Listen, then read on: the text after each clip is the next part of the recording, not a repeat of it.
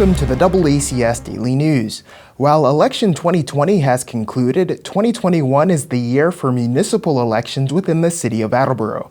Information will soon be available for prospective candidates. We spoke with the chairman of the Board of Election Commissioners to learn more. My name is George Spatcher.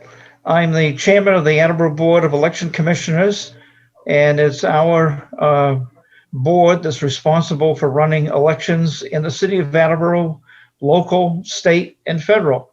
This year, calendar year 2021, is the city's year for its municipal elections, mayor, city council, school committee.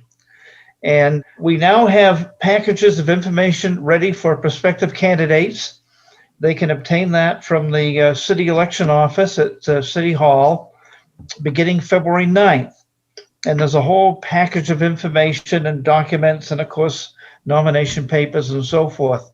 The big question, of course, going forward is if we are required to do a preliminary election, meaning we have enough candidates challenging each other for a particular office as required by law, then we would have a preliminary election in September. And then we would have our general election in November. Now, of course, with COVID still upon us, although vaccines are beginning to circulate, the question becomes, are we still in a COVID mode by election time? If so, our polling places and our protocol will look much like it did in calendar year 2020 for the state and presidential elections. All that is yet to be determined.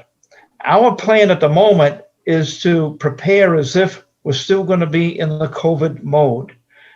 We've drafted up a prospective budget, which ultimately will be reviewed by the mayor and the budget director and ultimately approved by the city council.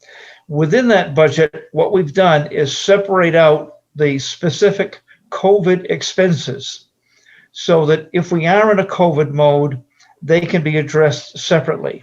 There was an appropriation from the state, plus there was a grant, and those various expenses went outside the city budget coming from those separate funds. What are the requirements for someone that wants to run for office? As long as one is of age to be a registered voter and a resident of the city, I think you're pretty much eligible to take out nomination papers and run for office. In addition to mayor, we've got city clerk, seat treasurer, collector. And then we have our city councilors by ward and at large, school committee by ward and at large. So obviously if someone's going to represent a ward, they've got to be a resident of that ward. At large, it's just that you're a city resident and a city registered voter. If they've got the passion, then I think they should pursue it. And maybe one way to pursue it is if they talk to someone who is either currently in office, but perhaps not the office they want to run for, or someone who's previously been in office, search them out as a mentor. We're always looking for people that want to get involved from our perspective in actually running the election. And so we encourage them to contact us and say, gee, I'd like to be a poll worker, for example. Because obviously some of our older folks may decide they want to retire from having done this for a long time, but we've got such a dedicated group of people. While this was probably the most demanding election we may have ever had, certainly in my lifetime, we had no trouble getting people to do the work and everything went very smoothly.